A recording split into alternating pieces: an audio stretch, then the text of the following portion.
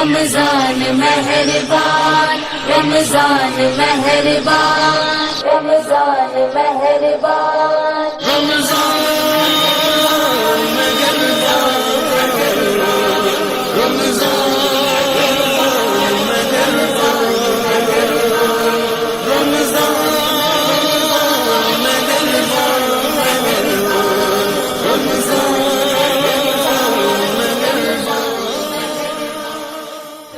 الحمدللہ رب العالمین والصلاة والسلام علی سید الانبیاء والمرسلین اما بعد فاعوذ باللہ من الشیطان الرجیم بسم اللہ الرحمن الرحیم ان اللہ وملائکتہ یصلون علی النبی یا ایھا الذین آمنوا صلوا علیہ وسلموا تسلیما الصلاۃ والسلام علیکہ یا سیدی یا رسول اللہ وعلی آلک وصحابک یا سیدی یا حبیب اللہ بلغ العلا بکمالہ کشف الدجی بجمالہ حسنت جمیع خصالہ صلو علیہ وآلہ وصحبہ وسلموا تسلیما۔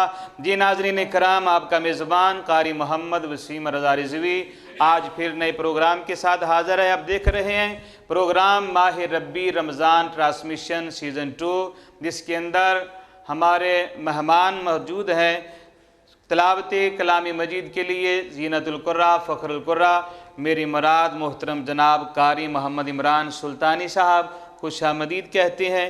نعت مصطفیٰ صلی اللہ علیہ وسلم سنانے کے لیے تشریف فرما ہے ثناخان مصطفیٰ بلبل باغ مدینہ جناب محمد عاطف حیدری صاحب، آپ کو بھی خوش آمدید کہتے ہیں۔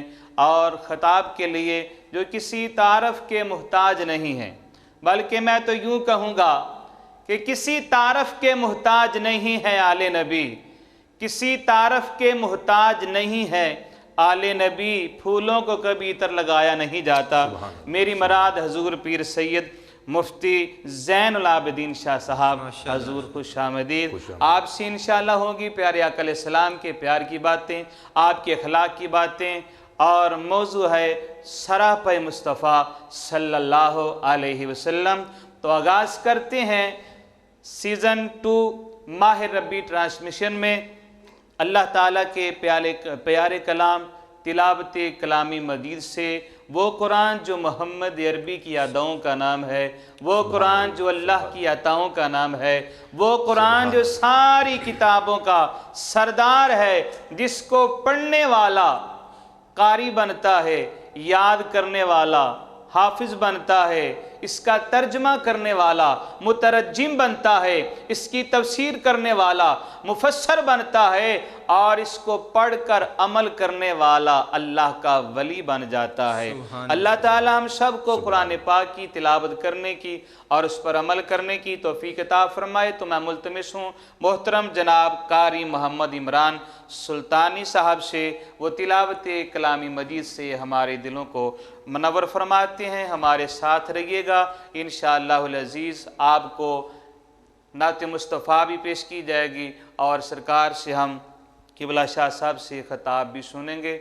تشریف لاتے ہیں جناب قاری محمد عمران سلطانی صاحب۔ اعوذ باللہ من الشیطان الرجیم،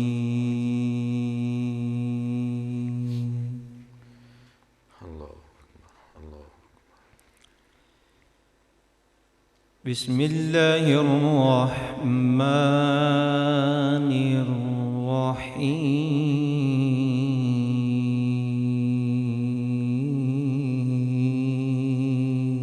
سبحان اللہ، سبحان اللہ، ماشاءاللہ۔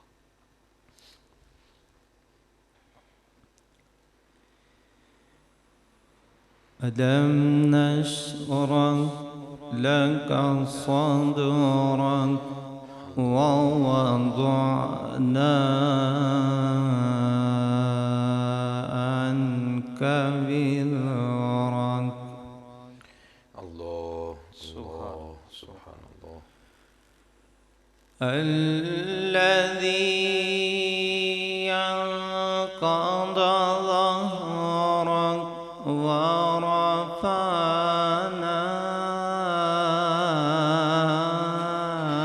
لك ذكرك ماشاءاللہ ماشاءاللہ، سبحان اللہ۔ فإن مع العسر يسرا إن مع العسر يسرا. سبحان اللہ سبحان اللہ ماشاء اللہ.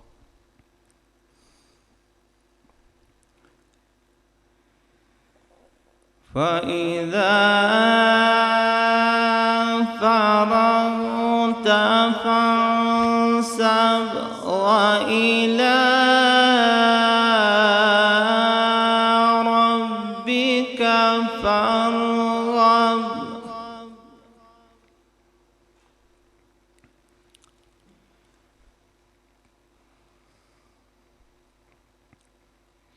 ماشاء اللہ. ألم نشرح لك صدرك ووضعنا عنك وزرك الذي أنقض ظهرك ورفعنا لك ذكرك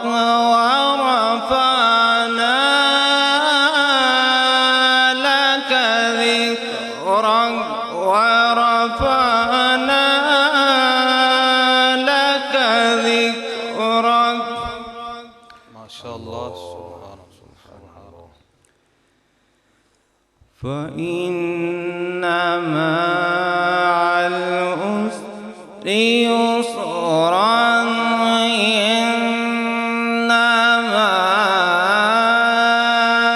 العسر يسرا.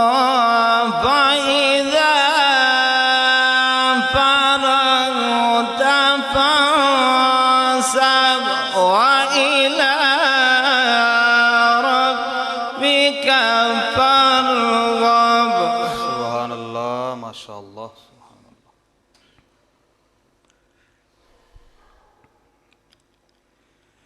بسم الله الرحمن الرحيم.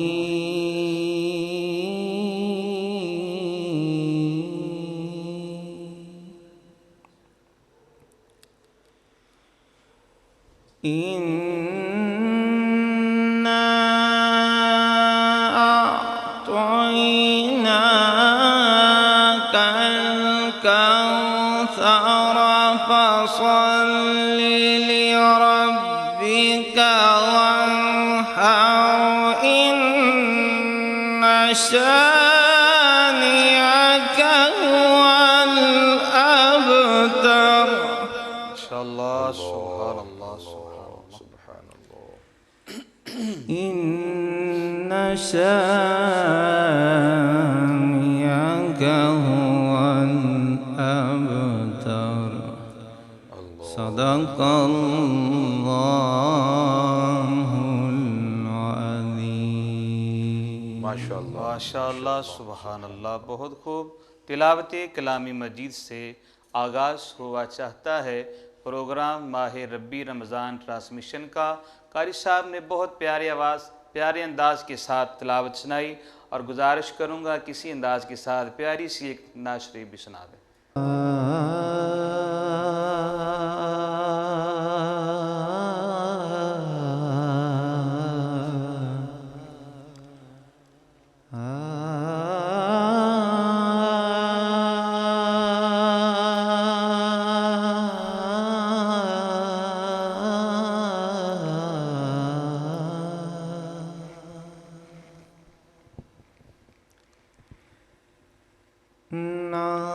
مکھتے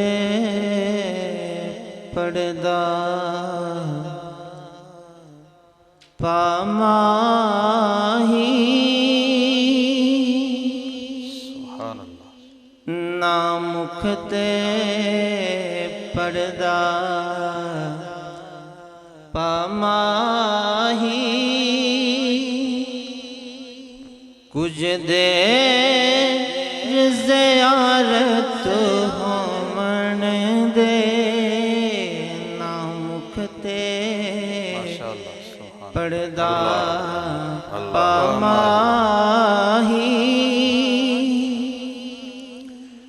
کچھ دیر زیارت ہون دے اسی کاری تیری صورت دے من منت تلاوت ہون دے نا مکتے پڑھدا پا ماہی دل نما جیا ہس کے لٹ لین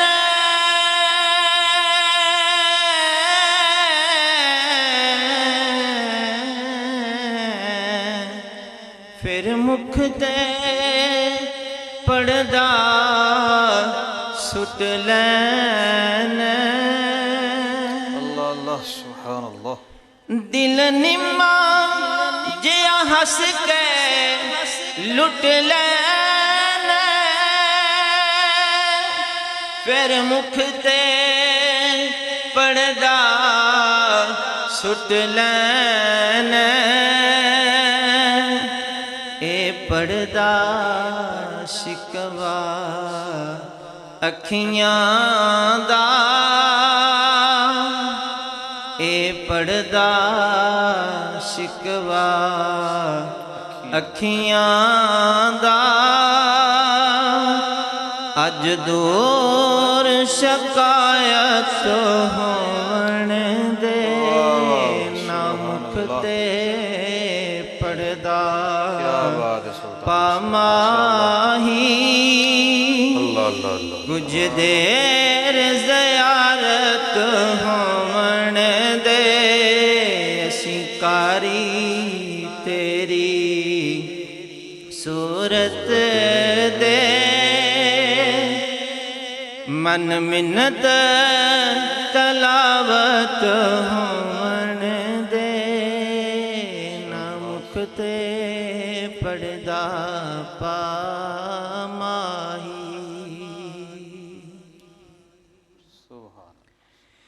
تیرے مکھ دا نین طواف کرن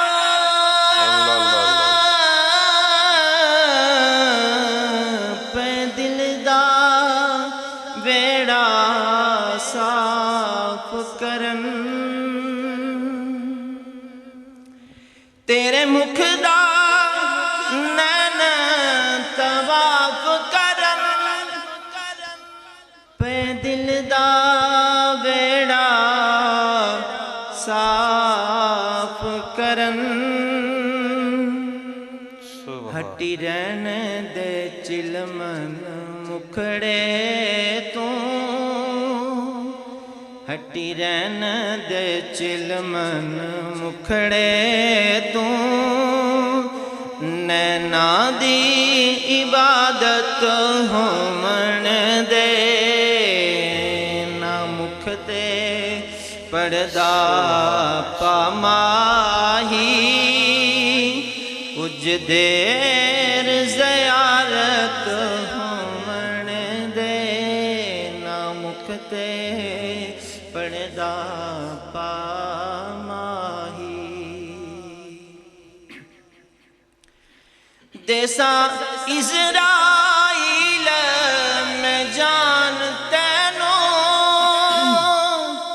ایک دسنا ارما تینو دیسا جبرائیل میں جان تینو ایک دسنا ارما تینو محبوب ہے جو بے صورت دا محبوب ہے جو بے صورت دا او دی سامن صورت ہو لین دے اساں کاری تیری صورت واہ واہ واہ سبحان اللہ بہت خوب خوبصورت عشق و محبت کے ساتھ کلام پیش فرما رہے تھے محترم جناب قاری محمد عمران سلطانی صاحب۔ پیارے آقا علیہ الصلوۃ والسلام کے رخ انور کا اس میں ذکر تھا، تو بڑھتے ہیں ہم قبلہ شاہ صاحب کی جانب اور گزارش کرتے ہیں کہ حضور علیہ الصلوۃ والسلام کا چہرہ والضحیٰ ہے، آپ کی زلف واللیل ہے، آپ کا سینہ علم نشرہ ہے، اور حضور علیہ الصلوۃ والسلام کے ہاتھ ید اللہ ہیں۔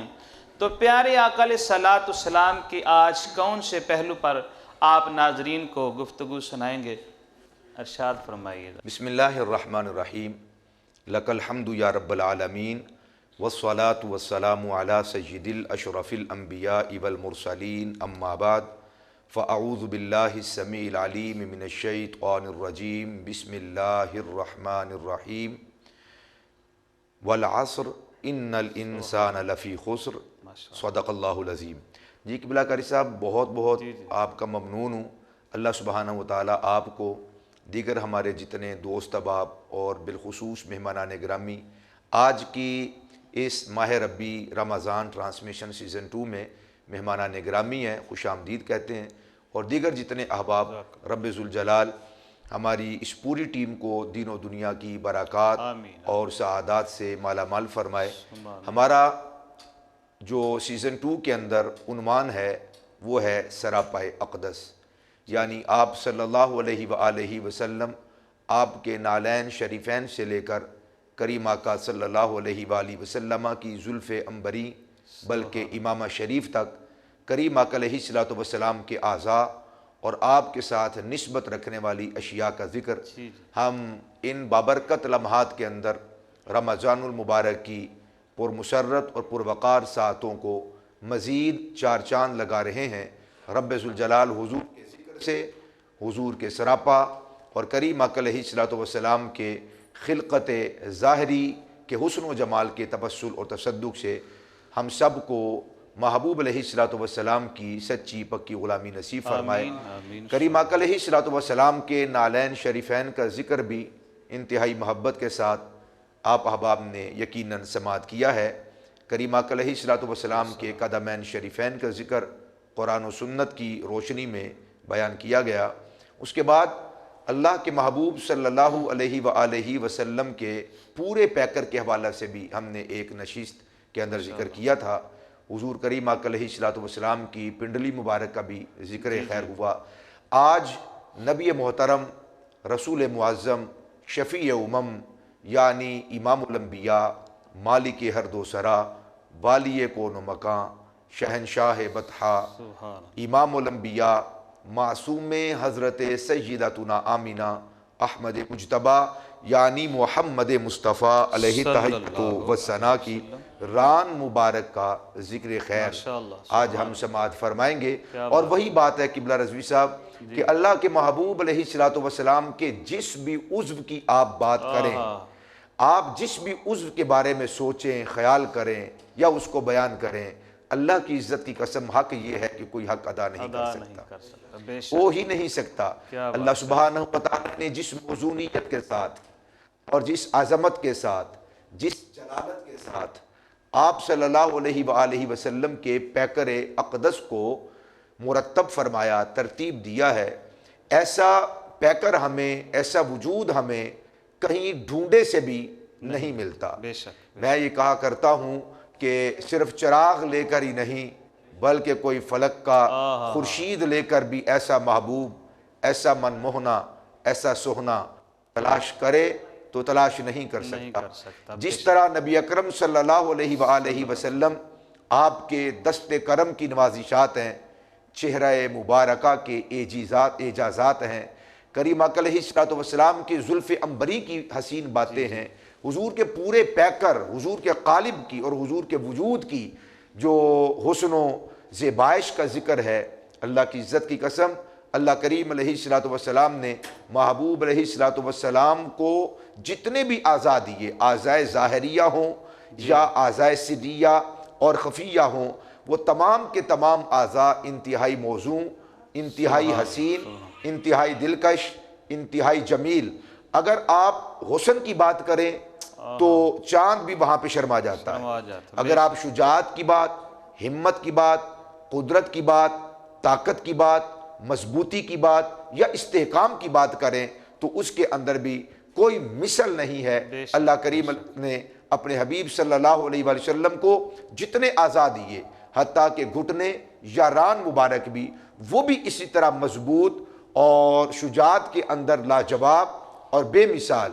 اور اسی طرح کریم آقا علیہ السلام کی ران مبارک حسن و جمال کے اندر، دلکش کے اندر، زیبائش کے اندر، آرائش کے اندر وہ بھی انتہا کو پہنچی ہوئی ہے.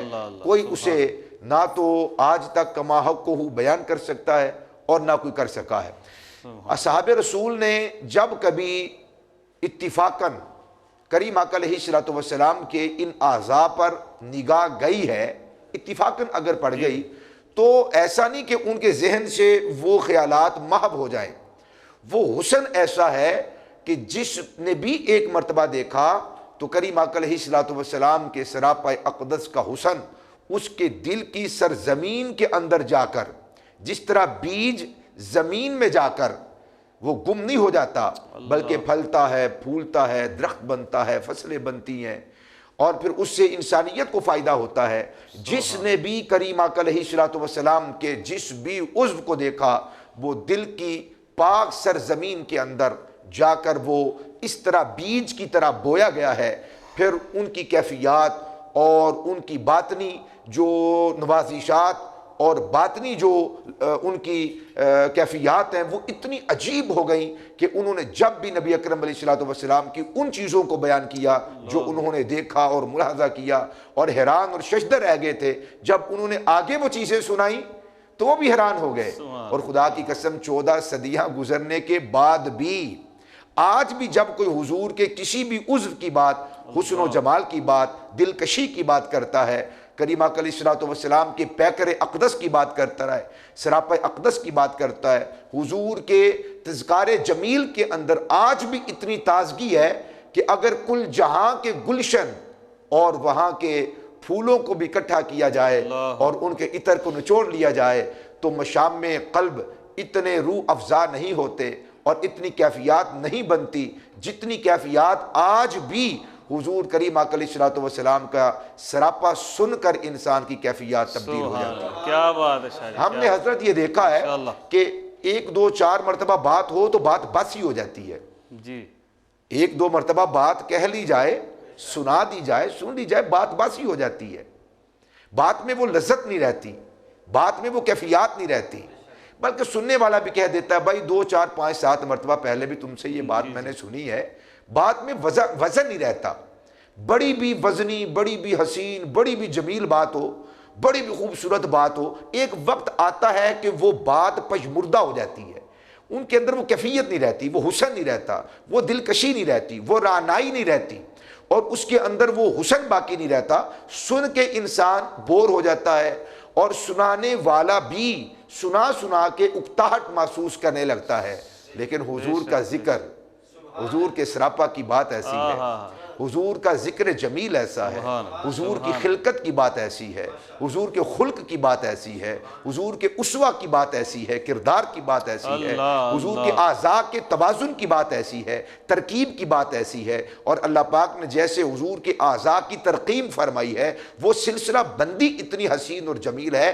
1 2 4 مرتبہ نہیں، ہزاروں لاکھوں مرتبہ سنیے، پھر آرزو ہوتی ہے کہ سنانے والا پھر ہمیں حضور کی باتیں سنائے. آج کے اس دور کے اندر کسی کے پاس اتنا وقت نہیں ہے کہ وہ کسی کی بات سنے، حتیٰ کہ اب تو وہ پرفتن دور ہے کہ بیٹا دنیا کے اندر ہی اپنے ماں باپ سے بھاگ رہا ہے. اس کے پاس ٹائم نہیں ہے کہ وہ اپنے ماں باپ کی بات سنے. اور اسی طرح ماں باپ کے پاس بھی اتنا وقت نہیں، وہ کاروبار کے اندر اتنا مصروف ہے کہ اپنی اولاد کو ٹائم دیں، وقت سنیں اور بیٹھ جائیں اور ان کے دکھ درد کو سنیں اور پھر محسوس کریں، پھر اس کو دور کرنے کی کوشش کریں. بہت کم اب یہ ہمیں دیکھنے میں ملتا ہے. ہمارا جو خاندانی سسٹم، عائلی سسٹم اور گھریلو سسٹم ہے کمزور سے کمزور ہوتا جا رہا ہے. سب سے مقدس یہ رشتے ہوتے ہیں نا، سب سے یقیناً مقدس یہ رشتے ہیں. تو آج ہمارے پاس اتنا ٹائم نہیں کہ اب اپنے ماں باپ کی بات کو سنیں یا اپنی بات ان کو سنائیں اور وہ ہماری بات سن سکے. لیکن خدا کی عزت کی قسم آپ کبھی حضور کا ذکر تو چھیڑ کر دیکھیے، آپ کبھی حضور کا ذکر پاک تو کر کے دیکھیے۔ جس کا نہیں بھی جی کرتا سننے کو وہ بھی ٹک ٹکی لگا کے آپ کو دیکھتا رہتا ہے، وہ بھی اپنے خیالات اور افکار کو یوں باندھ کر لگام میں ڈال کر وہ پرے پھینک دیتا ہے۔ حضور کی باتیں دل کرتا ہے کوئی سناتا جائے، 2 4 4 5 5 7 7 گھنٹے بات کرنے والا کرتا رہتا ہے، خطیب بھی نہیں تھکتا اور مخاطب بھی نہیں تھکتا۔ سبحان اللہ، سنانے والے کا جی کرتا ہے میں سناتا رہوں، سننے والے کا جی کرتا ہے میں سنتا رہوں۔ تو آپ صلی اللہ علیہ وسلم کے اعضاء کی باتیں بالیقین ایسے ہیں۔ ابھی ہم انشاءاللہ العزیز عرض کریں گے کہ حضور کی ران مبارک کی بھی دلکشی اصحاب رسول نے اس کو بھی ڈسکس کیا، اور جب کبھی موقع ملتا تھا وہ روایات در روایات کیا کرتے تھے۔ اصحاب رسول کو بھی سناتے تھے، پھر تابعین کو سناتے تھے، تابعین پھر آگے اتباع تابعین کو، اور یہ سلسلہ آج تک ہمارے پاس بالکل من و ان، زبر زیر پیش شد مد کے فرق کے بغیر موجود ہے۔ کتابیں لکھی گئی ہیں، محدثین نے وقت دیا ہے، زندگیاں صرف کی ہیں، ہزاروں لاکھوں روپے لگائے ہیں۔ یہ جو ہم تک احادیث پہنچی ہیں، حضور کا سراپا پہنچا ہے، حضور کے خصائل پہنچے ہیں، حضور کی شمائل پہنچے ہیں، اس کے اندر مال جان عزت آبرو ہر طرح کا اثار اور قربانی موجود ہے۔ اور آپ دیکھیے کہ ہزاروں کلومیٹر کا فاصلہ کرنے کے بعد بھی ہمارے اکابرین اور ہمارے اسلاف حضور کی ایک ایک بات کو سننے کے لیے سفر کیا کرتے تھے، نہ اکتاتے تھے، نہ تھکتے تھے، نہ رکتے تھے، زندگیاں صرف کر دی۔ اللہ پاک ہمیں بھی حضور کے سراپا کا حصہ نصیب فرمائے۔ ماشاءاللہ، سبحان اللہ۔ جی ناظرین، جہاں آج تک ہم نے حضور علیہ السلام کے چہرہ والضحیٰ کی باتیں سنی، آپ کے ید اللہ والے ہاتھوں کی باتیں سنی، اور آپ علیہ السلام کی مبارک آنکھوں کا ذکر سنا، لیکن آج ایک بڑا پیارا موضوع دیا قبلہ شاہ صاحب نے۔ آج بات ہوگی حضور علیہ السلام کے پہلو ران مبارک، تو اس کا ذکر ہم قبلہ شاہ صاحب سے سنیں گے۔ ملتے ہیں ایک چھوٹی سی بریک کے بعد۔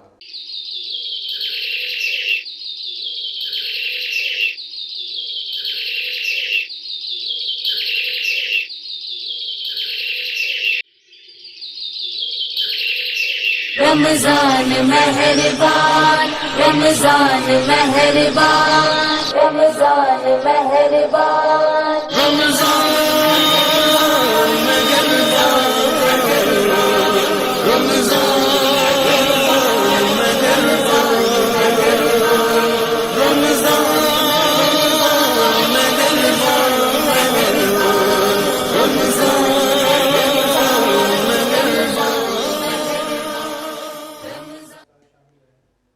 جی ناظرین، ویلکم بیک۔ آپ دیکھ رہے ہیں پروگرام ماہ ربی رمضان ٹرانسمیشن سیزن 2، اور ہمارے پاس اسٹوڈیو میں آج موجود ہیں ثناخان مصطفیٰ بلبل باغ مدینہ محترم جناب محمد عاطف حیدری صاحب۔ ان کے ساتھ تشریف فرما ہے ثناخان مصطفیٰ بلبل باغ مدینہ میری مراد محترم حاجی محمد عظیم قادری صاحب۔ آپ کو بھی خوش آمدید کہتے ہیں۔ انشاءاللہ حاجی صاحب سے بھی ہم کلام سنیں گے، اور اب میں گزارش کروں گا کہ ہمارے آج کے مہمان ثناخان مصطفیٰ محترم جناب محمد عاطف حیدری صاحب، وہ ہمیں کلام اعلیٰ حضرت سنائیں گے۔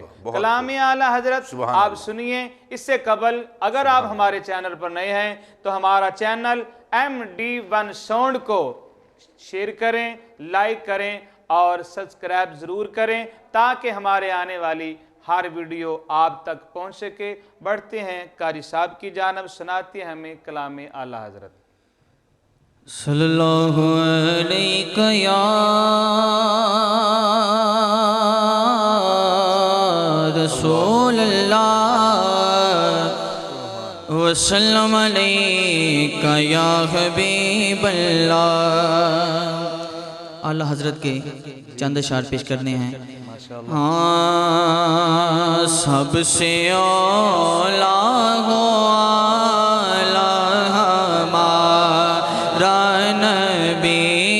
سب سے اولا ہو اعلیٰ ہمارا نبی، سب سے بالا ہو اعلیٰ اپنے مولا کا پیارا ہمارا نبی، اپنے مولا کا پیارا ہمارا نبی، دونوں عالم کا دولا ہمارا نبی، دونوں عالم کا دولا ہمارا نبی، سب سے اولا ہو اعلی ہمارا نبی،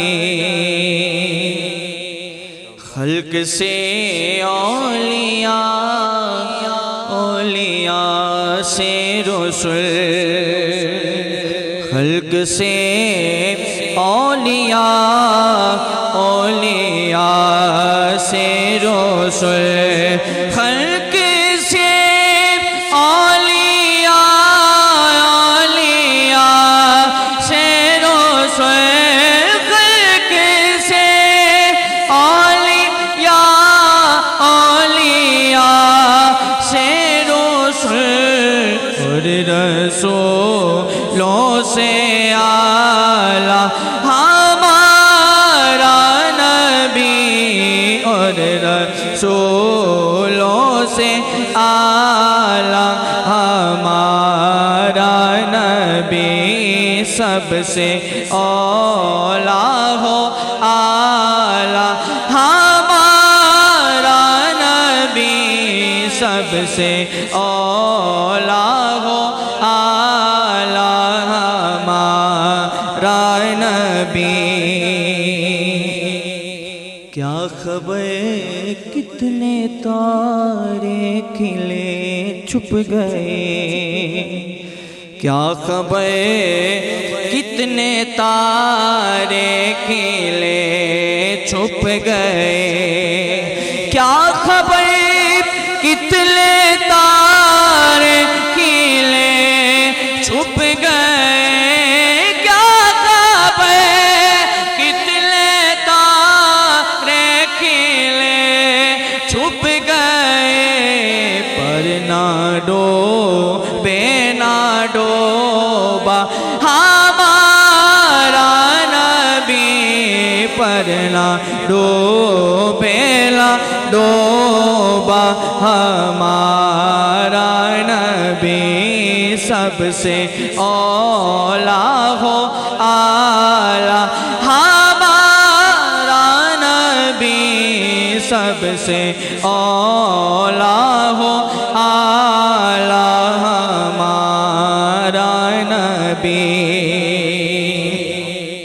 بجھ گئی جس کے آگے سبھی مشعلیں، بجھ گئی جس کے آگے سبھی مشعلیں، بجھ گئی جس کے آگے سبھی مشعلیں، بجھ گئی جس کے آگے سبھی مشعلیں، شمع وہ لے کر آیا ہمارا نبی، شمع وہ لے کر آیا ہمارا نبی، سب سے اولا ہو اعلیٰ ہمارا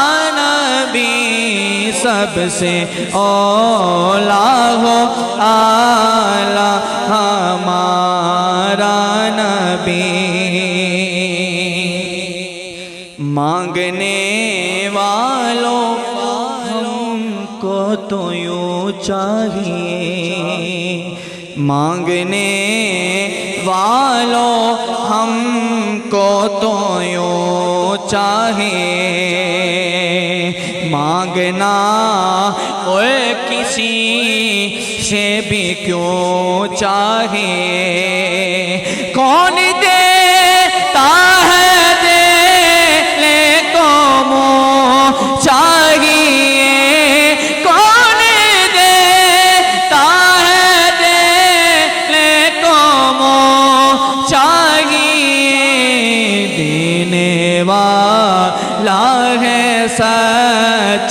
ہمارا نبی دینے والا ہے سچا، ہمارا نبی دینے والا ہے سچا، ہمارا نبی۔ اور اعلیٰ حضرت صاحب نے کیا خوب لکھا ہے، اور آخری شعر ہے، ہاں جس کے دو بوند ہیں کوثر و سلسبیل، جنت کی دو نہریں آپ کا ذکر فرماتے ہوئے اعلیٰ حضرت فرماتے ہیں، ہاں جس کے دو بوند ہیں کوثر و سلسبیل، جس کی دو بوند ہیں کوثر و سلسبیل، جس کی دو بوند ہیں کوثر و سلسبیل، ہے وہ رحمت کا دریا ہمارا نبی، ہے وہ رحمت کا دریا ہمارا نبی، سب سے اولیٰ ہو اعلیٰ ہمارا نبی، اپنے مولا کا پیارا ہمارا نبی، سب سے اولیٰ ہو اعلیٰ ہمارا نبی۔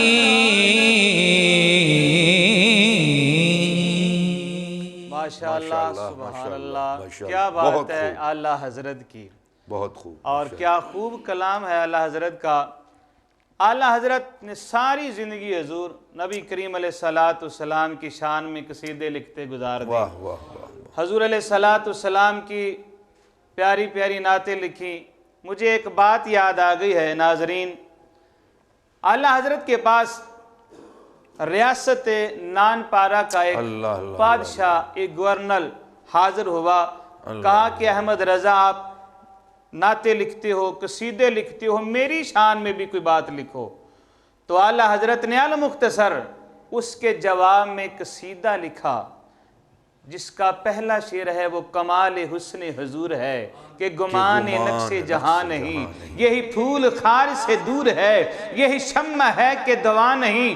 اور اس کو جواب دیا آخر پہ آپ فرماتے ہیں، کرو مدح اہل دول رضا، پڑے اس بلا میں میری بلا، میں گدا ہوں اپنے کریم کا، میں گدا ہوں اپنے کریم کا، میرا دین پارے نہ نہیں۔ فرمایا میں تو مصطفیٰ کا گدا ہوں، تو میں مصطفیٰ کے ترانے لکھوں گا، میں اپنے نبی کی نعتیں لکھوں گا۔ تو حضرات عزیز وقار آپ سن رہے تھے کلام اعلیٰ حضرت، اور ملتے ہیں چھوٹی سی ایک بریک کے بعد۔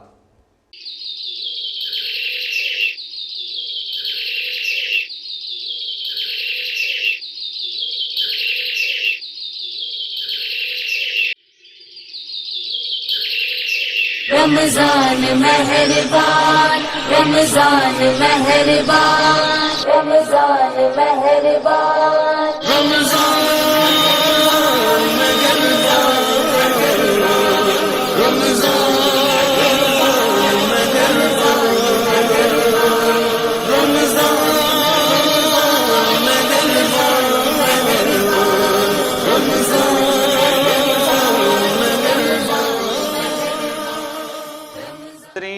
ویلکم بیک، آپ دیکھ رہے ہیں ماہ ربی ٹرانسمیشن سیزن 2 MD1 ساؤنڈ پر، اور ہمارے ساتھ ہیں ایک اور ثناخوان محترم جناب حاجی محمد عظیم قادری صاحب۔ پہلے آپ نے سنا کلام اعلیٰ حضرت، اب میں اپنے ثناخوان سے گزارش کروں گا کہ ہمارے ناظرین کو پنجابی پیارا سا کلام سنا دیں۔ کملی والیا کرم دا ہے ویلا، کر دے کرم یتیمہ دا واسطائی، تیرے نام نو لگ دیاں دو میمہ، شانہ والیاں میمہ دا واسطائی، تے مولا علی دے لاڈلے ہیں جیڑے اونا دونا کریمہ دا واسطائی، اسا سارے تے اج کرم کر دیں تینو دائی حلیمہ دا واسطائی۔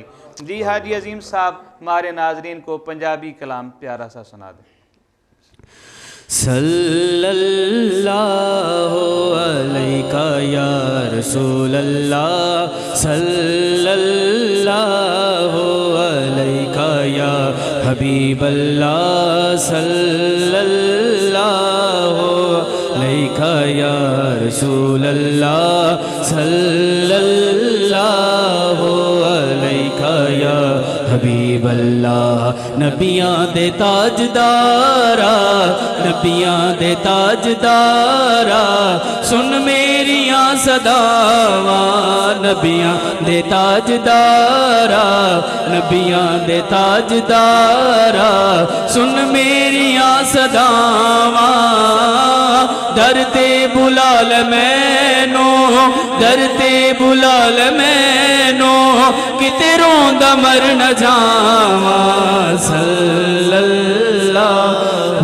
علیہ یا رسول اللہ، صلی اللہ علیہ یا حبیب اللہ، صلی اللہ علیہ یا رسول اللہ، صلی اللہ علیہ یا حبیب اللہ۔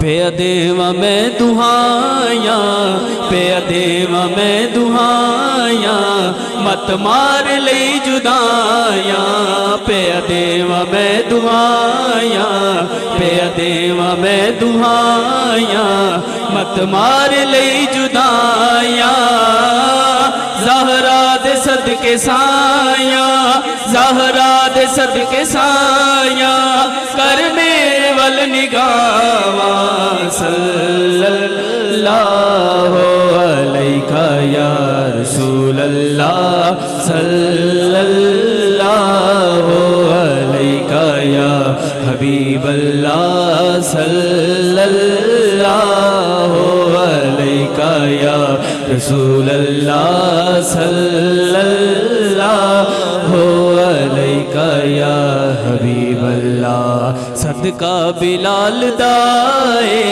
صدقہ بلال دائے، صدقہ اویس دائے، صدقہ اویس دائے، مک جاوے کالی راتاں، صدقہ بلال دائے، صدقہ بلال دائے، صدقہ اویس دائے، مک جاوے کالی راتاں، خوشیاں دا دن چڑھا دے، خوشیاں دا دن چڑھا دے، منگائے ہو دعاواں، صلی اللہ علیہ یا رسول اللہ، صلی اللہ علیہ یا حبیب اللہ، صلی اللہ علیہ یا رسول اللہ، صلی اللہ علیہ یا حبیب اللہ۔ ویکھو جی آ گیا ہے، ویکھو جی آ گیا ہے، میرا سونا سر دسائی، ویکھو جی آ گیا ہے، ویکھو جی آ گیا ہے، میرا سونا سر دسائی، شہزاد سن لیاں نے، شہزاد سن لیاں نے، میرے سونے نے دعاواں، صلی اللہ علیہ یا رسول اللہ، صلی اللہ علیہ یا حبیب اللہ، صلی اللہ علیہ یا رسول اللہ، صلی اللہ علیہ یا حبیب اللہ۔ ماشاءاللہ بہت خوبصورت بہت پنجابی خوب، کلام ماشاءاللہ پیش فرما رہے تھے محترم حاجی محمد عظیم قادری صاحب۔ تو اب بڑھتے ہیں قبلہ شاہ صاحب کی جانب اور پیارے آقا علیہ الصلوۃ والسلام کا ذکر سنتے ہیں۔ توجہ فرمائیے گا، آپ کو دو قسم کا ثواب آج مل رہا ہے، ایک تو ذکر واہ، مصطفیٰ واہ، سننے کا، سبحان دوسرا آل نبی کی زیارت کرنے کا، سبحان اللہ۔ کیونکہ سید زادے کی زیارت کرنا بھی اجر ثواب کا کام ہے۔ تو میں بڑھوں گا قبلہ شاہ صاحب کی جانب اعلیٰ حضرت کے ایک شعر کے ساتھ۔ آپ فرماتے ہیں تیری نسل پاک میں ہے واہ، بچہ بچہ نور کا، سبحان تو اللہ، ہے سبحان عین اللہ، نور سبحان تیرا اللہ۔ سب گھرانہ نور کا۔ اور قبلہ شاہ صاحب ہمیں آج سنائیں گے پیارے آقا علیہ السلام کی پیاری ران مبارک کا ذکر سنتے ہیں۔ جی حضور جی ماشاءاللہ، ویلکم۔ جزاک اللہ، جزاک اللہ۔ قبلہ رضوی صاحب، کسی بھی پیکر کی جب گفتگو کی جاتی ہے تو میرے خیال میں انصاف یہ ہوگا کہ پہلے یہ سمجھ لیا جائے کہ انسان کا جو وجود اور پیکر ہے اس کے تین حصے ہیں۔ نمبر ایک، یہ سینے کے اوپر جس کو ہم سر کہتے ہیں، اور دوسرا حصہ وہ گردن سے لے کے ناف تک، اور تیسرا حصہ ناف سے لے کے قدموں تک۔ تو ہم تیسرے حصے سے ہم نے گفتگو کا آغاز کیا تھا۔ جو پہلا حصہ ہے یعنی جس کے اندر سر ہے، آنکھیں ہیں، ناک مبارک ہیں، ہونٹ ہیں، رخسار ہیں، حضور کے کان مبارک ہیں، یا گردن مبارک بھی اسی کے اندر شامل ہے، اس کی تابانیاں اپنی ہیں، بے شک، اور اس کا حسن اور اس کے جو جلوے ہیں وہ تو بڑے لاجواب اور بڑے بے مثال ہیں۔ پھر گردن سے نیچے سینے سے لے کے ناف تک کریم آقا علیہ الصلوۃ والسلام کے اعضاء، جس کے اندر حضور کے یہ شان مبارک آتے ہیں، حضور کے بازو آتے ہیں، حضور کے دست کرم آتے ہیں، کریم آقا علیہ الصلوۃ والسلام کا سینہ مبارک آتا ہے، کریم آقا علیہ الصلوۃ والسلام کی پشت مبارک، کمر مبارک آتی ہے، ناف مبارک بھی اور پیٹ مبارک بھی، بطن بھی اسی کے اندر آتا ہے۔ یہ دوسرا حصہ ہے۔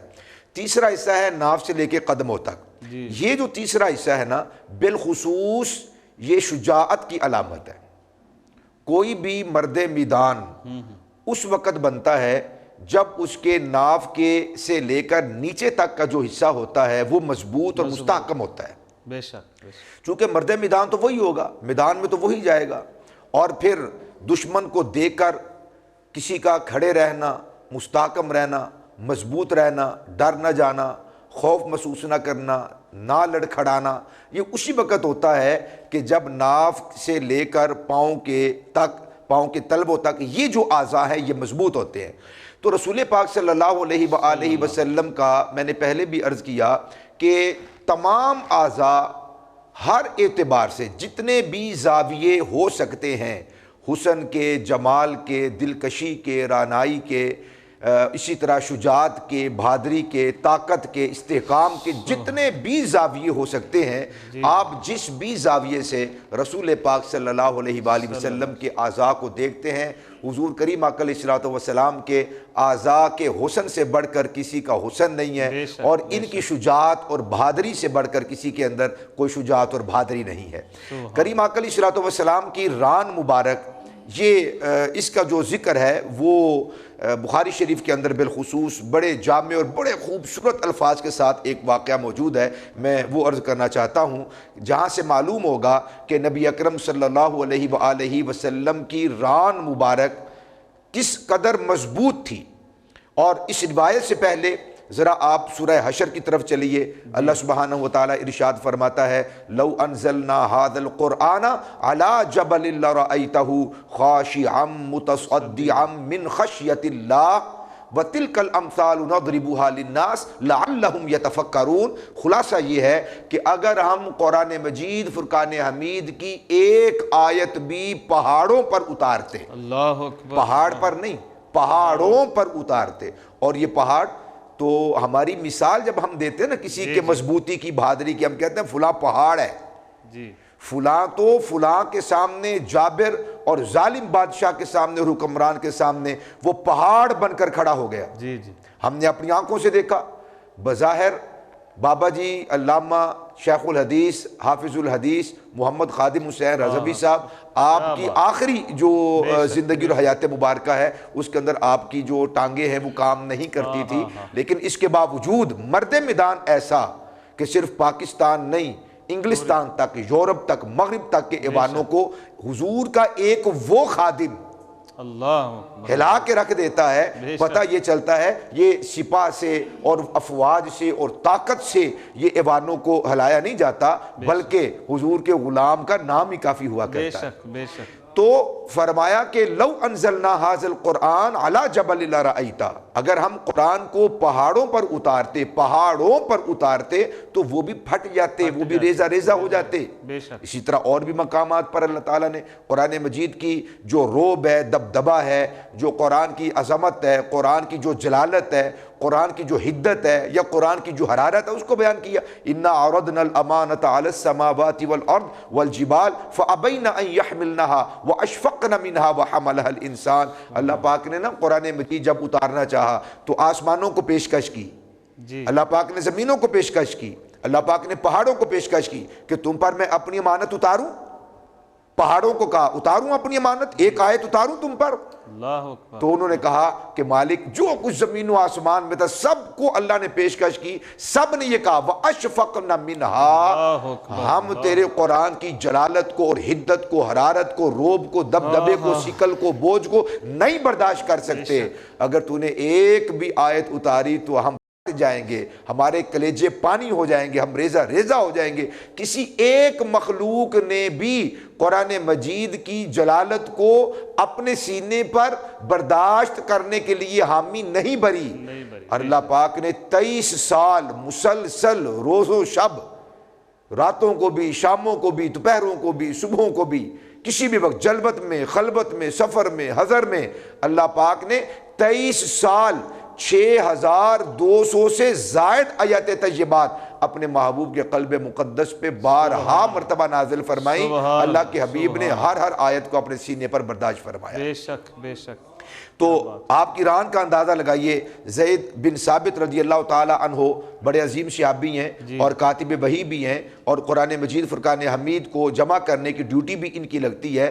آپ فرماتے ہیں کہ ایک مرتبہ نبی اکرم نور مجسم شفیع دو عالم صلی اللہ تعالی علیہ وآلہ وسلم تشریف فرما تھے، اور میں بھی بیٹھا ہوا تھا، رسول پاک صلی اللہ علیہ وسلم بھی بیٹھے ہوئے تھے، اس حال میں کہ کریم آقا علیہ الصلوۃ والسلام کی ران مبارک میری ران کے اوپر تھی۔ اللہ اکبر اللہ اکبر۔ حضور کی ران مبارک میری ران مبارک کے اوپر تھی، اور میں سورۃ النساء کی آیت نمبر 95 نمبر آیت مبارکہ حضور لکھوا رہے تھے، اور وہ آیت یہ ہے، اللہ تعالیٰ ارشاد فرماتا ہے لا يستوی القاعدون من المؤمنین والمجاہدون فی سبیل اللہ، کہ وہ لوگ کہ جو اپنے گھروں میں بیٹھے رہے، صاحب ایمان ہے لیکن کسی مجبوری کے تحت اپنے گھروں میں بیٹھے رہے، اور وہ لوگ کہ جو میدان جہاد میں گئے اور اللہ تعالیٰ کے کلمہ کی سرفرازی کے لیے، اعلاء کلمت اللہ کے لیے اور کلمہ خدا کے لیے، کلمت اللہ کی بلندی کے لیے،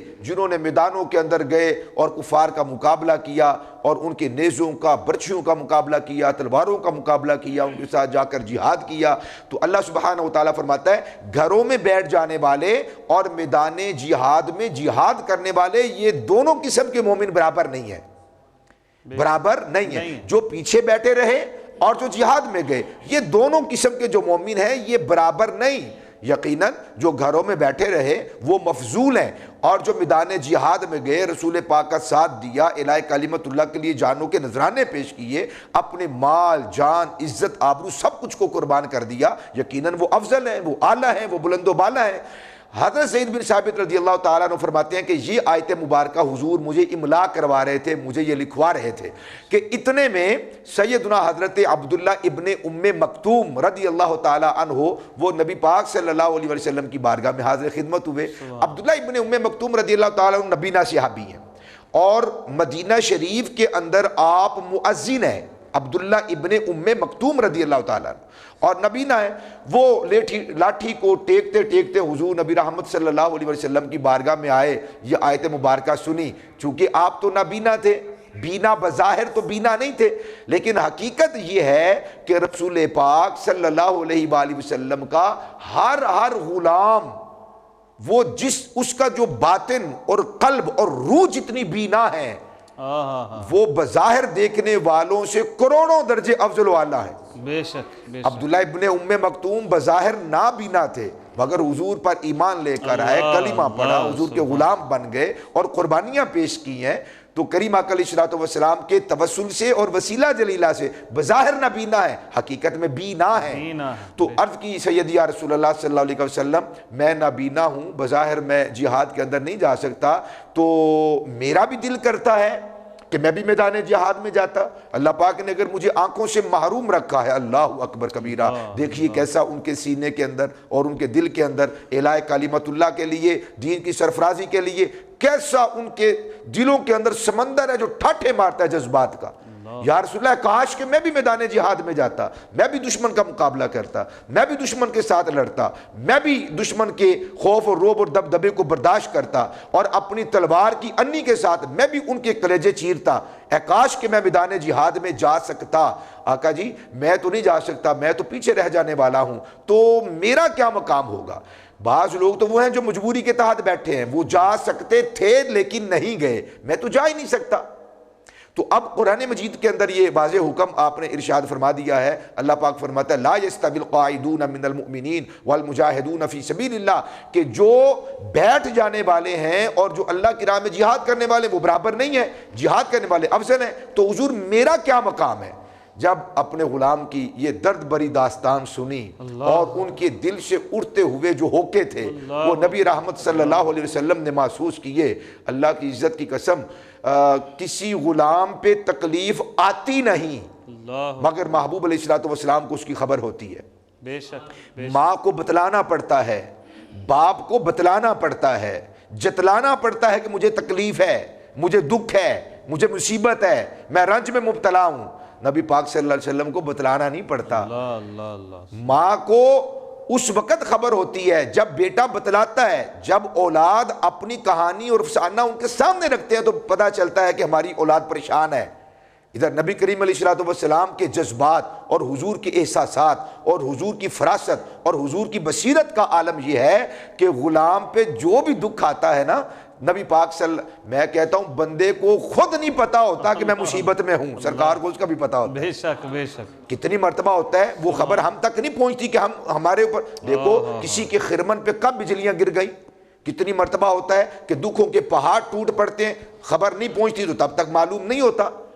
پھر معلوم ہوتا ہے کہ آپ کے بیٹے کے ساتھ یہ مسئلہ ہو گیا، آپ کی اولاد کے ساتھ یہ مسئلہ ہو گیا۔ جب ہوا تھا تو باپ کو نہیں پتا، خبر آتے آتے چند منٹ، چند گھنٹے، چند ہفتے یا چند مہینے لگ جاتے ہیں، پھر کہیں جا کر کوئی بتلاتا ہے تو پتا چلتا ہے۔ سرکار کا تو احساس ہے نا، غلام کو تکلیف اور حضور محسوس نہ کریں، یہ ہو نہیں سکتا۔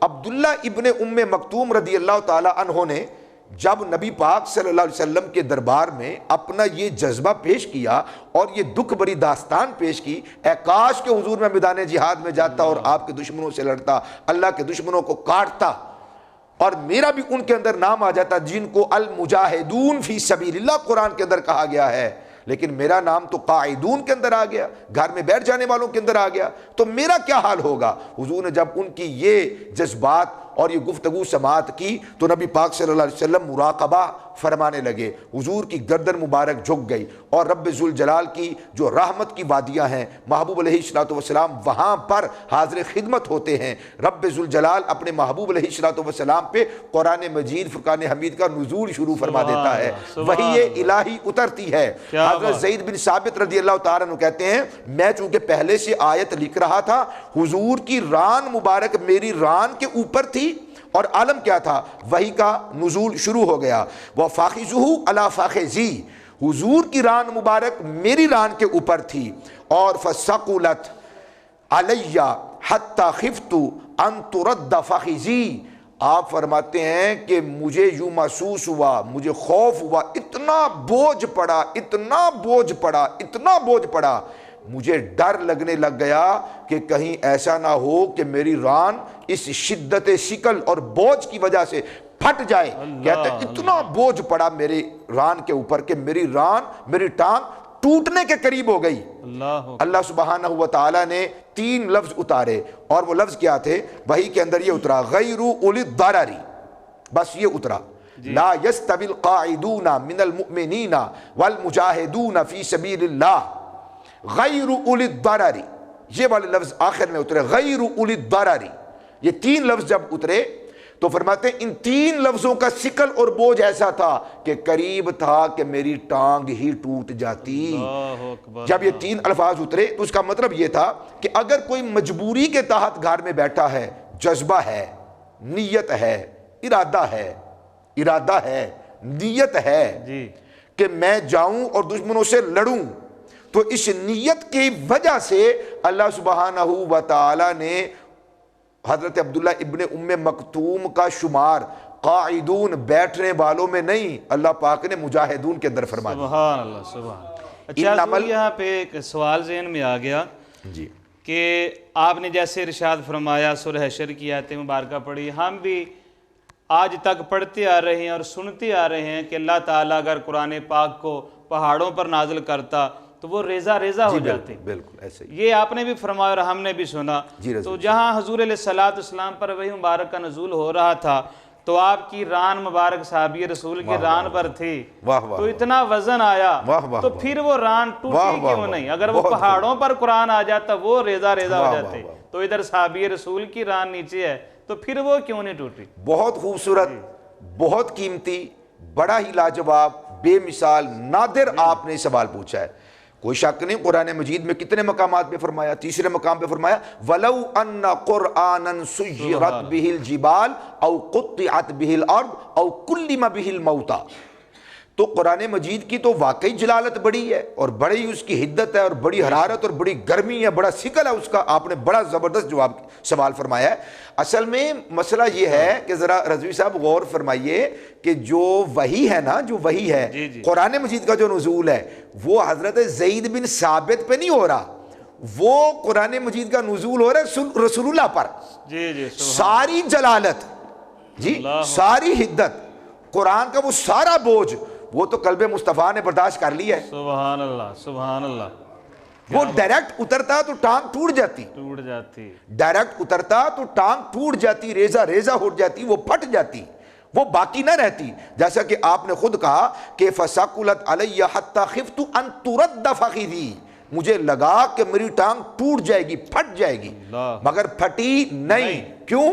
کہ قرآن مجید ان پر نہیں، قرآن مجید تو رسول اللہ پر اتر رہا ہے. وہ سارا بوجھ، وہ سارا ثقل، وہ ساری حدت، وہ ساری حرارت، وہ ساری گرمی، وہ ساری جو جلالت ہے نا، وہ تو نبی کریم صلی اللہ علیہ وسلم نے اپنے قلب مقدس میں برداشت کر لی. اور حسین جملہ سنیے، نبی پاک علیہ السلام کے قلب مقدس نے اس جلالت کو اپنے اندر جذب کر کے سمو کے جمال میں تبدیل کر دیا. اللہ اکبر، ماشاءاللہ. تھی جلالت، وہ تبدیل ہو گئی جمال میں، جلال تبدیل ہو گیا جمال میں. دیکھیے نا، آج بچہ 5-5 6-6 سال کے بچے ہیں، وہ قرآن مجید کو یاد کر لیتے ہیں، حفظ کر لیتے ہیں، سینے میں محفوظ کر لیتے ہیں. سینہ کیوں نہیں پھٹتا؟ کلیجے کیوں نہیں پانی ہوتے؟ وجہ یہ ہے کہ رسول پاک صلی اللہ علیہ وسلم کے قلب پر جو اترا تھا نا، تو اللہ پاک کے اس جلال کو جذب کر لیا ہے رسول پاک کی رحمت نے. حضور کے قلب مقدس کے جمال نے اس جلال کو اپنے اندر جذب کر کے جلال کو جمال میں تبدیل کر دیا. جب وہ جمال میں تبدیل ہو گیا، مٹھاس میں تبدیل ہو گیا، نور میں تبدیل ہو گیا، تو اب وہ روشنی بن کر، وہ خوشبو بن کر، وہ ہوا بن کر ہر ایک بچے کے سینے کے اندر محفوظ ہو جاتا ہے. میں تو کہا کرتا ہوں کہ جس بچے کے سینے کے اندر، جس حافظ قرآن اور قاری قرآن کے سینے میں اللہ کا قرآن محفوظ ہے نا، جلال بھی محفوظ ہے، نبی پاک کا جمال بھی وہاں پہ محفوظ ہے. سبحان اللہ. خدا کی قسم کو قرآن سن نہ سکتا رضوی صاحب، کان پھٹ جاتے، کان پھٹ جاتے اگر جمال مصطفیٰ شامل نہ ہوتا.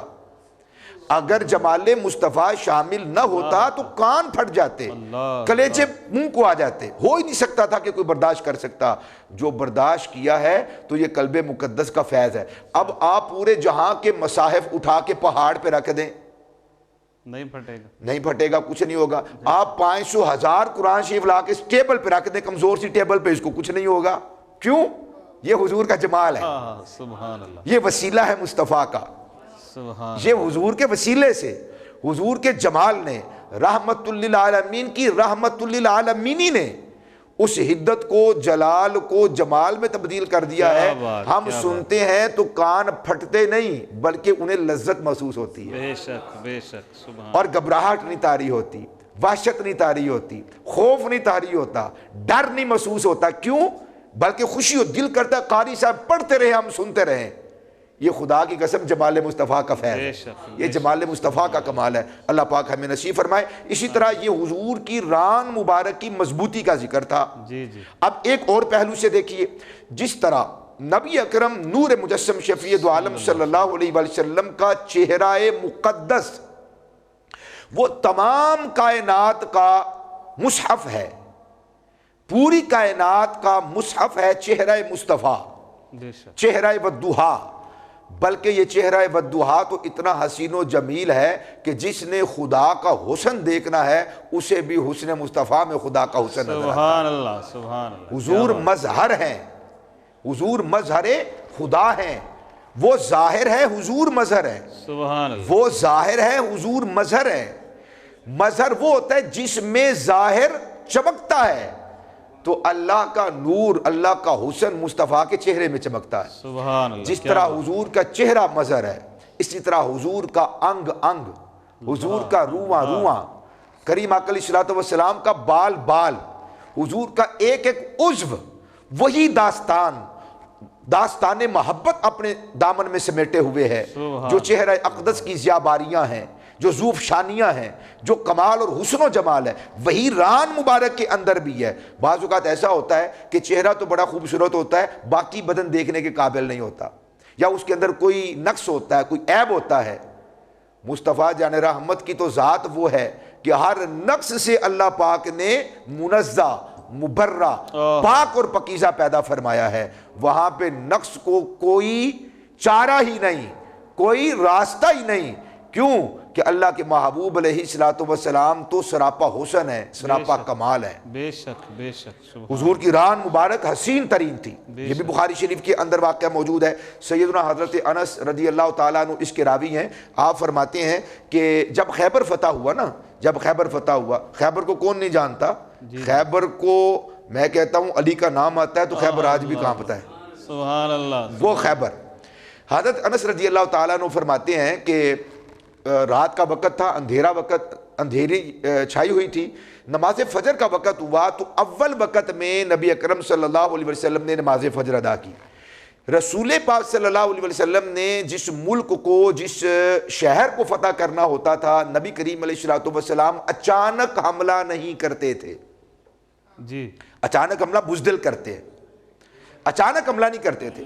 اچانک حملہ جو کرتا ہے نا، وہ در حقیقت اس کی کوئی اوقات نہیں ہوتی، وہ بے وقتہ انسان ہوتا ہے.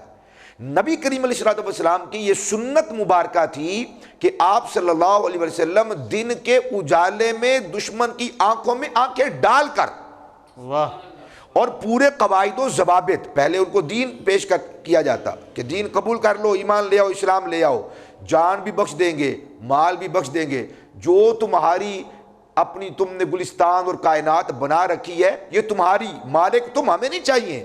یہ محلات تمہارے، یہ قلعے تمہارے، یہ مال و جواہر سب کچھ تمہارا.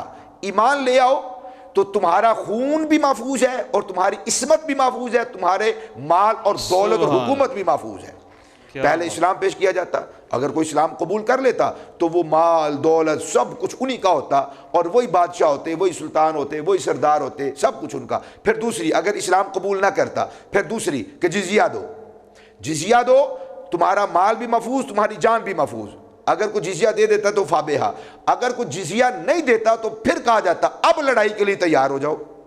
خیبر والوں کو بھی نبی اکرم علیہ الصلوۃ والسلام نے اسی طرح دعوت دی.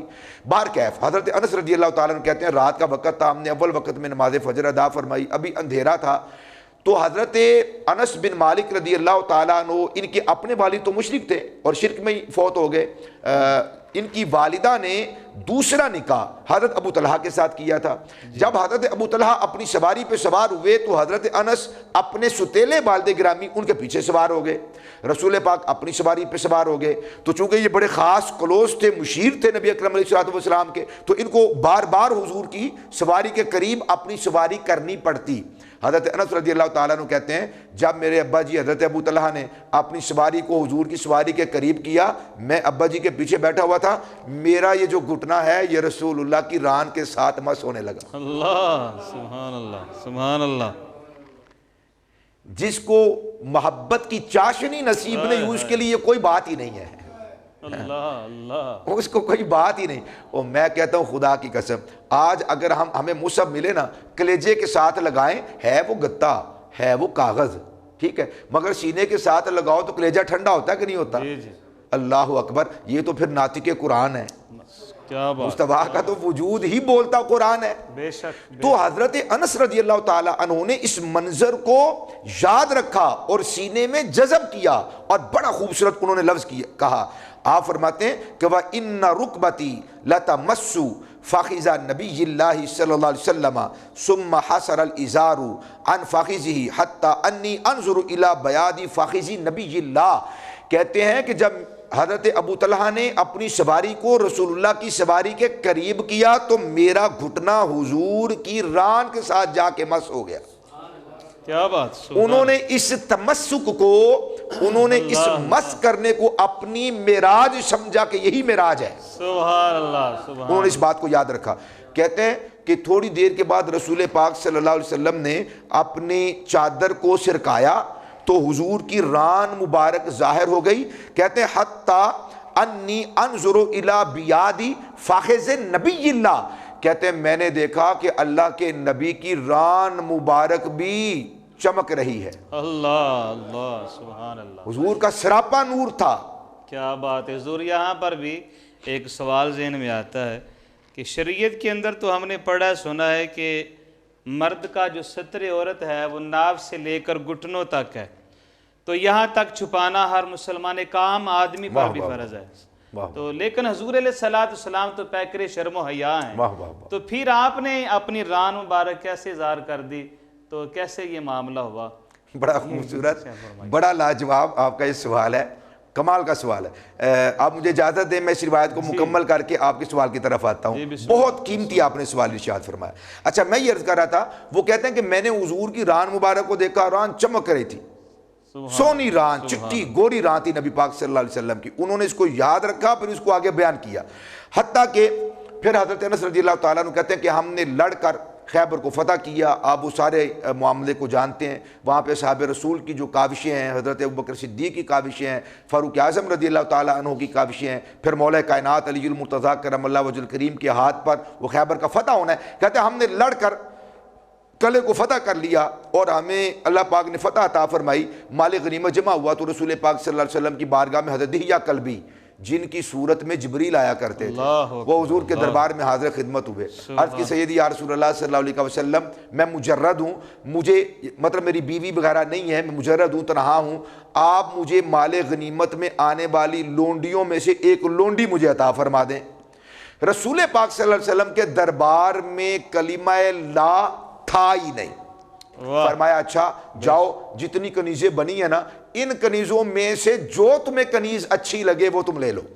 دہیہ کلبی گئے تو اس خیبر کے سب سے بڑے قلعے کی سردار کی، وہ سردار تو مارا گیا، سردار تو مارا گیا، اس کی بیٹی جی جو بڑی حسین و جمیل اور شہزادی تھی، سردار کی بیٹی ہیں، بادشاہ کی بیٹی ہیں اور خیبر کی شہزادی ہیں، وہ تو بڑی وہ ناز و نعم میں پلی ہوئی اور بڑی لاجواب اور بے مثال وہ پاکیزہ خاتون۔ حضرت دہیہ کلبی نے ان کو دیکھا تو عرض کی سیدی یا رسول اللہ صلی اللہ علیہ وسلم، مجھے یہ جو لونڈی ہے یہ مجھے عطا فرما دے۔ سبحان اللہ۔ تو چونکہ حضور نے پہلے اجازت دے دی ہوئی تھی، اب مخلص صحابہ حضور کے دربار میں آئے اور عرض کی سیدی یا رسول اللہ صلی اللہ علیہ وسلم، جو خیبر کے سردار کی بیٹی ہے وہ شہزادی ہے، تو شہزادی کے لیے جو دولہا ہے نا وہ بھی کوئی بادشاہ ہی ہونا چاہیے، زیادہ ہونا چاہیے، بے وہ شک۔ تاجدار ہی کوئی ہونا چاہیے۔ حضور وہ سردار کی بیٹی ہے، اس کے لیے کوئی سلطان ہونا چاہیے۔ تو میری نگاہ میں اس لونڈی کی لیے آپ موضوع ہیں، آپ اگر انہیں قبول فرما لیں، وہ آپ کے حرم میں آ جائیں، تو وہ جو خاتون ہے نا وہ آپ کے دربار میں آنے کے لیے موضوع ہیں، وہ آپ کے دربار میں آنے کے لیے، آپ کے حرم میں آنے کی لائق ہے۔ حضور آپ ان کو فیض عطا فرمائیں۔ نبی کریم علیہ الصلوۃ والسلام فرمایا اچھا دہیہ قلبی کو اس لونڈی کے ساتھ میرے سامنے پیش کرو۔ سامنے پیش کیا، حضور نے دیکھا واقعی وہ شہزادی ہیں، تو شہزادیوں کا جوڑ تو ہوتا ہے نا، اسلام کے اندر کفو، ہمشری، برابری، یہ بڑی ضروری ہے۔ اب بیٹی یعنی بیوی جو بن رہی ہے وہ شہزادی ہو، وہ سردار ہو، اور جو شوہر ہے وہ اگر سادہ آدمی ہے، غلام ہے، تو جوڑ تو نہیں نا بنتا۔ اسلام میں جوڑ کو بڑی اہمیت دی گئی ہے، کفو کو بڑی اہمیت دی گئی ہے۔ نبی کریم علیہ الصلوۃ والسلام نے حضرت داہیہ سے فرمایا کہ اگر تمہیں اور باندی دے دیں، ساتھ مال بھی دیں تو ٹھیک ہے۔ وہ جان کے دہیہ قلبی، انہوں نے کہا کہ یہ رسول پاک صلی اللہ علیہ وسلم ہی کے لیے موضوع ہے، یہ حضور کے حرم میں جائے نا یہ خاتون، یہ لونڈی، پھر ہی کمال کی بات ہے۔ عرض کی سیدی یا رسول اللہ میرا تن من بدن سب کچھ آپ کی قدموں پر قربان ہے۔ کریمہ علیہ السلام نے ان کو اور لونڈی دی، ان کو مال بھی دیا۔ اس لونڈی کے ساتھ، کنیز کے ساتھ حضور نے نکاح کیا اور وہ مومنوں کی ماں بن گئیں۔ سبحان اللہ۔ اور اس لونڈی کا نام، باحیا عورت کا نام ہے حضرت سیدتنا ام المومنین حضرت سیدتنا صفیہ رضی اللہ تعالی عنہ۔ سبحان اللہ، سبحان اللہ۔ حضور نے ان کے ساتھ راستے کے اندر ہی عقد مبارک فرمایا۔ ماشاءاللہ۔ حضرت انس رضی اللہ تعالی عنہ کی والدہ ام سلیم ہی نے ان کو دلہن بنایا، تیار کیا اور حضور کی بارگاہ میں ان کو پیش کیا۔ حضرت زبیر رضی اللہ تعالیٰ عنہ فرماتے ہیں کہ ہم نے یہاں پر ایک اور بات کہ آج جو شادیاں اور یہ جو معاملات ہیں اتنے مہنگے ترین ہو گئے ہیں کہ الیاذ باللہ تعالیٰ 4-4 500 ہزار 2,000 5,000 کی بھی جو ہے وہ برات ہوتی ہے، اور یہ اتنا لمبا چوڑا سلسلہ کار ہوتا ہے، اور کئی دن اور کئی ہفتے کئی مہینے بھی بعض اوقات چلتی رہتا ہے یہ شور شرابہ، اور اس کے اندر جو دینی اقدار اور جو اخلاق ہیں وہ الیاذ باللہ تعالیٰ اس کے بارے میں کچھ نہ پوچھیے۔ بارکیف تو حضرت زبیر رضی اللہ تعالیٰ عنہ فرماتے ہیں کہ ہم نے کہا کہ اگر رسول پاک صلی اللہ علیہ وسلم نے ان کو پالکی میں بٹھایا، آگے پردہ کر لیا، تو سمجھ لو رسول اللہ نے ان کے ساتھ نکاح کر لیا۔ ایک سفر ہے رضوی صاحب، سفر ایک ہے، سارے غلام موجود ہیں، ساتھ ہیں۔ صحابہ نے علامت کیا بنائی کہ حضور نے نکاح کیا ہے کہ نہیں کیا؟ علامت یہ ہے کہ حضور نے پالکی میں بٹھا لیا، پردہ آگے کر دیا، سمجھو حضور کی بیوی ہے۔ پالکی میں نہ بٹھایا، پردہ آگے نہ کیے، سمجھو کنیز ہے۔ حضور نے ان کو پالکی میں بٹھایا، پردہ آگے کر لیا، صحابہ سمجھ کے حضور نے نکاح کر لیا۔ سبحان اللہ۔ دیکھیں کتنا سادہ نکاح ہے، سبحان اللہ۔ تصور کر سکتا ہے؟ یار ساتھ ہیں، غلام ساتھ ہیں، سفر ایک ہے، وہیں پر نکاح ہو رہا ہے۔ تو صحابہ اکرام علیہ رضوان کو پتہ بھی نہیں۔ پتہ کیسے چلتا ہے؟ جب حضور پالکی میں بٹھاتے ہیں، آگے پردہ کرتے ہیں۔ یہ ہے نکاح، یہ ہے سادگی، یہ ہے وقار۔ باہر کیف حضور نے فرمایا کہ جس کے پاس جو کچھ ہے وہ لے کے آ جاؤ، جس کے پاس جو تھے وہ جو لے آیا، جس کے پاس کھجور تھی وہ کھجور لے آیا، جس کے پاس گھی تھا وہ گھی لے آیا، سارا ایک دسترخوان میں جمع کیا گیا، پھر اس کا حلوہ بنایا گیا۔ رسول اللہ نے راستے کے اندر ہی اس حلوے سے اپنے ولیمے کا کھانا اپنے ساتھیوں کو کھلایا۔ کیا بات ہے، یہ صحیح بخاری کی روایت ہے۔ اب آپ کا جو سوال ہے بڑا قیمتی سوال ہے، کہ جس کو امام بخاری نے نقل کیا کہ حضرت انس کہتے ہیں کہ وَإِنَّ رُكْبَتِي لَا تَمَسُّ فَخِذَ نَبِيِّ اللَّهِ ثُمَّ حَصَرَ الْإِزَارَ، کہ حضور نے پھر اپنا ازار ہٹا دیا، تامت ہٹا دیا۔ یقیناً حضور شرم و حیا کے پیکر ہیں، نبی کریم صلی اللہ علیہ وسلم سے بڑھ کر کائنات میں کوئی شرم و حیا والا ہے ہی نہیں، پھر حضور نے یہ کیسے ہٹا دیا؟ یہ بڑا قیمتی آپ نے سوال کیا ہے۔ اصل میں اس مقام پر تو جو لفظ آئے ہیں وہ ہیں ثم حصر الازار۔ حصرہ کا مطلب ہوتا ہے کہ ہٹانا، جی۔ ازار کو، تہبند کو حضور نے ہٹا دیا۔ میرے خیال میں دیگر روایات کو جب ہم مد نظر رکھتے ہیں، جیسے کہ صحیح مسلم کے اندر حصرہ کے لفظ نہیں ہے، وہاں پہ ان حصر الازار کے لفظ ہے۔ جی۔ حصرہ کا مطلب ہے ہٹانا، اور ان حصرہ کا مطلب ہوتا ہے ہٹ جانا۔ ہٹ جان۔ اب یہ کیسے ہو سکتا ہے کہ ایک دانا آدمی، ایک عقل مند آدمی، ایک حکیم آدمی، ایک سمجھدار آدمی، یار آپ اپنے مقتدیوں میں بیٹھے ہوں رضوی صاحب، تو آپ اپنا ستر ننگا نہیں کرتے، وہ تو نبیوں کے تاجدار ہیں، وہ تو شرم و حیا کے پیکر ہیں، وہاں پر تو ناز ہے۔ تو یہاں پہ ثم حصر الازار کے جو لفظ آئے ہیں، میرے خیال میں یہ تصحیف ہوئی ہے، تصحیف کے معنی یہ ہوتے ہیں کہ راوی نے بیان کرنا تھا انحصرا، اس سے بیان ہو گیا حصرا، پھر وہی آگے چلتا رہا، یا لکھنے والے سے یہاں پر لکھنا تھا انحصرا، لکھ دیا حصرا۔ حصرا کا مطلب ہے ہٹانا، انحصرا کا مطلب ہے ہٹ جانا۔ صحیح مسلم کے اندر یہی روایت موجود ہے، اور وہاں پر ہے کہ انحصر الازار، کہ وہ ازار تابند خود بخود ہٹ گیا، تو ہوا بھی چل رہی ہوگی، ہٹ گیا ہوگا، پھر حضور نے فوراً اس کو ڈھانپ لیا ہوگا۔ وہ جو ایک لمحہ تھا وہاں پہ حضرت انس کی نظر پڑ گئی، اور نظر پڑ جائے تو اس پہ کوئی گناہ نہیں ہوتا۔ تو اس لیے یہاں پہ اس کا یہ مطلب ہمیں سمجھ میں آتا ہے کہ نبی اکرم صلی اللہ علیہ وآلہ وسلم آپ نے خود ازار کو نہیں ہٹایا۔ یہاں پر ایک واقعہ میں عرض کرتا ہوں جو کہ یہ بھی بخاری شریف کے اندر موجود ہے۔ اعلان نبوت سے پہلے، اعلان نبوت سے پہلے قریش والوں نے مل کر کعبہ شریف کی تعمیر کا اہتمام اور انتظام کیا، اس کے اندر بہت سارے لوگوں نے حصہ لیا، خود نبی اکرم صلی اللہ علیہ وسلم نے بھی اس کے اندر حصہ لیا۔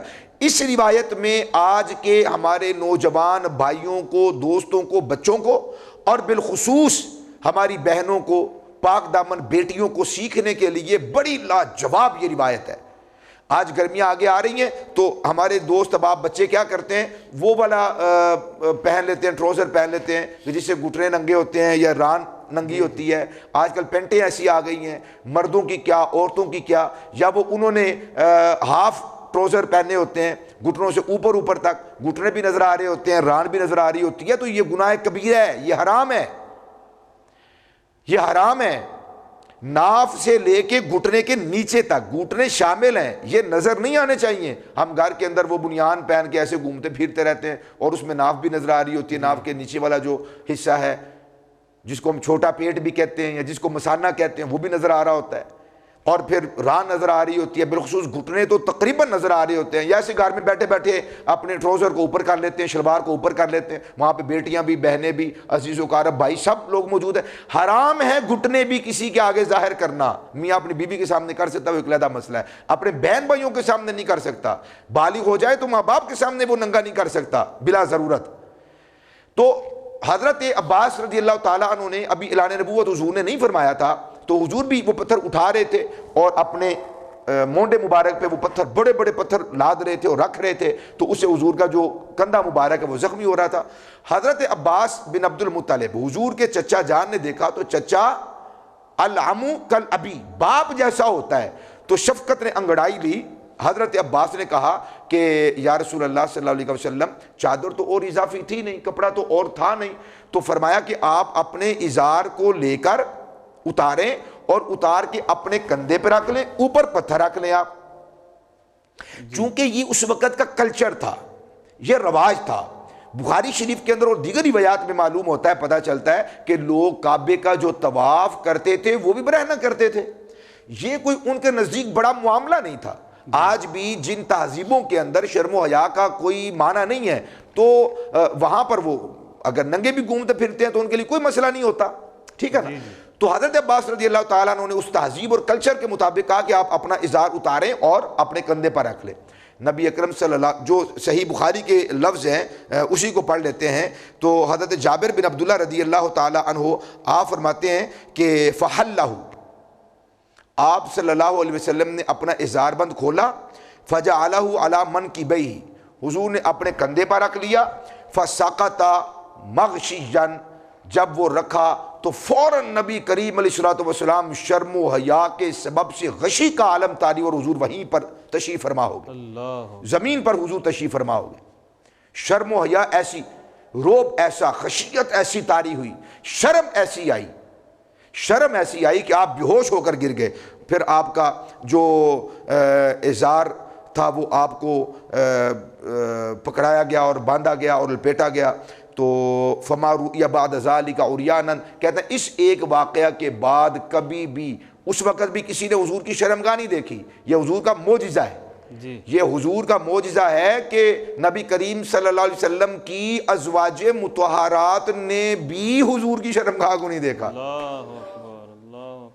جی یہ بڑی قابل غور بات میں نے عرض کر دی، یہ حضور کا معجزہ تھا۔ دیکھا اس وقت بھی، یہ سوال آتا ہے کہ حضور نے کیسے ازار بند کھول لیا، وہی بات جو آپ نے پہلے کی ہے، کیسے اظہار بند کھول لیا اور مونڈے پر رکھ لیا؟ حضور کو تیقن تھا کہ کوئی دیکھ نہیں سکتا۔ بچپن میں بھی جو آپ کی والدات ہیں جنہوں نے آپ کو پالا پوسا ہے، انہوں نے بھی نبی کریم علیہ الصلوۃ والسلام کی شرمگاہوں کو نہیں دیکھا۔ یہ حضور کا اعجاز ہے، نظر ہی نہیں آتا تھا کسی کو، یہ حضور کا اعجاز ہے۔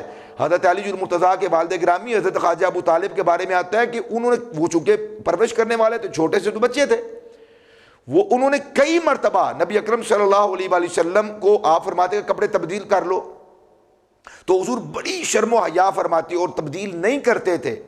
آپ فرماتے مجھے حیرانگی ہوتی تھی کہ چھوٹا سا بچہ ہے اور کبھی بھی ہمارے سامنے کپڑے تبدیل نہیں کرتا، تو ان کو یہ شوق تھا کہ میں حضور کا نازنین گورا گورا بدن دیکھوں، لیکن وہ بھی نہ دیکھ سکے، خود حقیقت کا اعتراف کرتے نہیں دیکھ سکے۔ تو حضور نے جو کندھے پر وہ چادر رکھ لی تھی تو اس کی وجہ یہ تھی کہ آپ کو یقین کامل تھا کہ میرا رب میرے ستر کو کسی پر ظاہر و ریا نہیں ہونے دے گا۔ تو اس کے بعد پھر اور کسی نے آپ کو دیکھا بھی نہیں ہے۔ یہاں پہ میں آج کی اس گفتگو کو یہاں پر ختم کروں گا کہ نبی اکرم صلی اللہ علیہ وسلم کی عاجزی سے بڑھ کر کوئی عاجزی نہیں ہے۔ کم از کم ایک مرتبہ سنت یہ ادا کرنی چاہیے کہ رسول پاک صلی اللہ علیہ وسلم جب بیٹھا کرتے تھے یا کھانا کھانے کے لیے بیٹھا کرتے یا ویسے آپ زمین پر جب جلوہ فروز ہوتے تھے تو اپنا پورا وزن اپنے پاؤں پر، جیسے ہمارے دیہاتی لوگ بیٹھتے ہیں نا، پورا وزن اپنے پاؤں پر، یہ پنڈلی اور یہ ران ایک دوسرے کے ساتھ لگی ہوئی اور یہ ران پیٹ کے ساتھ لگی ہوئی، جیسے ہم ایسے بیٹھ جاتے ہیں، جیسے ہم پرانے بزرگ بیٹھتے تھے چوکی پر، اگر وہ نیچے سے وہ چونکی نہ ہو اور وہ موڑا نہ ہو یا پیڑھی نہ ہو، تو ویسے جب انسان بیٹھتا ہے اپنے قدموں پر وزن ڈال کے، تو نبی اکرم صلی اللہ علیہ وسلم یوں بھی بیٹھا کرتے تھے۔ اور اصحاب رسول نے اس بیٹھنے اور اس سادگی، اس تواضع، اس عاجزی کو بھی بیان کیا۔ نبی اکرم علیہ السلام کی کون سی ادا ہے جو عاشقوں کی نگاہ سے چھپی ہوئی ہو، بلکہ جو چھپی ہوئی ادائیں بھی تھیں عاشق کی نگاہ اسے بھی دیکھ لیتی ہے۔ اللہ پاک ہم سب کو، آپ سب کو اس ٹرانسمیشن میں جتنے ہمارے شرکاء ہیں یا انٹرنیٹ کے ذریعے سے جو ہمارے ساتھ جنہوں نے ہمیں جوائن کیا ہے، اللہ سبحانہ و تعالی حضور کی زیارت نصیب فرمائے اور اسی لذت کے اندر اور کیفیت کے اندر زندگی کا ایک ایک لمحہ بسر کرنے کا شرف نصیب فرمائے۔ آمین ثم آمین۔ ماشاءاللہ، سبحان اللہ۔ جی ناظرین، بہت ہی کمال کا بیان، بہت ہی پیاری آقا علیہ الصلوۃ والسلام کی سیرت مبارکہ، آپ کی ران مبارکہ کا ذکر ہم نے سنا، شرم و حیا والے پیارے آقا علیہ الصلوۃ والسلام کا ذکر۔ یقیناً میں کہتا ہوں کہ آج تک میں نے ایسا ذکر نہیں سنا جو قبلہ شاہ صاحب نے آپ نے بیان کیا۔ حضور علیہ السلام کی پیاری ران مبارک کا ذکر، آپ کا قدموں سے لے کر سر تک، سر سے لے کر قدموں تک ایک ایک پہلو جو ہے وہ سراپے معجزہ ہے، سراپے نور ہے، اور ایک ایک پہلو کریم آقا علیہ الصلوۃ والسلام کا اس ٹرانسمیشن میں انشاءاللہ بیان کیا جائے گا۔ یقیناً جو آپ نے کبھی ذکر نہیں سنا ہوگا وہ آپ کو یہاں سے ملے گا حضور علیہ السلام کا۔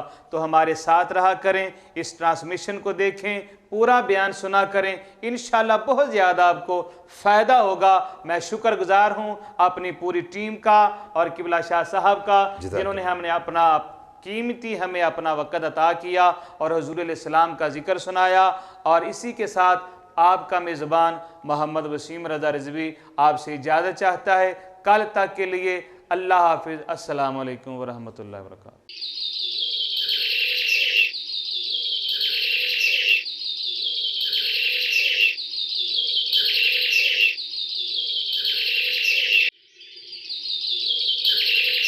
رمضان مہربان، رمضان مہربان، رمضان مہربان۔